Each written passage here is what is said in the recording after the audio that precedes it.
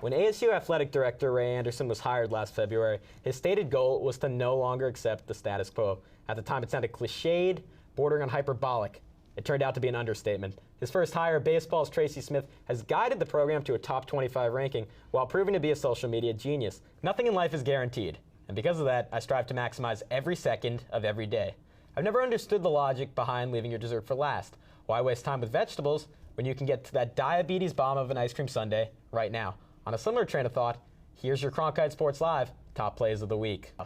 And let's roll number 2, that weird stick sport right here. Arizona State down by 1. That's a pocket pass. Zach Handy puts it away to tie up the game against San Diego State. But wait, still 15 seconds on the clock. Handy wins the faceoff, doing his best Marshawn Lynch impersonation. He doesn't care about defenders. He's fueled by Skittles. Taste the rainbow, Handy. Amber Freeman doing Amber Freeman-like things, hitting the ball down the left field line. Jennifer Soria is home alone. Macaulay Culkin is nothing on you, Jennifer. Who knew all you had to do to anchor was break in the studio after hours, find a guy to do teleprompter for you, and get some people to set some shots? I certainly didn't. I don't know. Well, regardless of the time of day or the prison time we might face, the show must go on.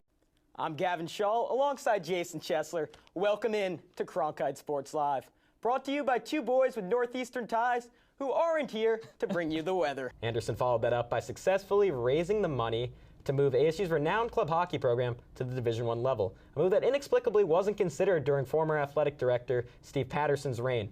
In Bobby Hurley, Anderson nabbed one of the top names on the market, despite the Sun Devils' recent basketball history beginning and ending with a man they call the Beard. As far as the NBA guys go, which you didn't ask me about, but I'm going to throw in as a tidbit, Shaq McKissick, Jonathan Gilling, sorry guys, you're headed to Europe. All right, Zach, let's finish it up on your end. Arizona State lacrosse taking on Chapman in California. What do you make of that game? It was polarizing on Twitter.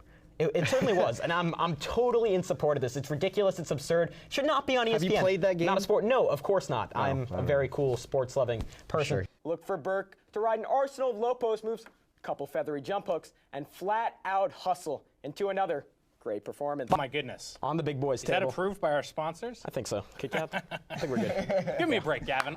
I don't want any of my basketball players to have anything to do with Drake. If anyone saw that video of him at Kentucky's practice, airball. I don't want anyone listening to Drake. I don't want anyone tweeting Drake. I don't even want anyone LinkedIning Drake. Drake always supports champions. So if you're fans with, if you got he also supports the Toronto Raptors. So I think. Finally, Anderson's pursuit of Bob Bowman, the most renowned swimming coach in the world, came off as the false exuberance of a man who didn't know his own limitations. And yet there was Bowman giving the forks up a week later.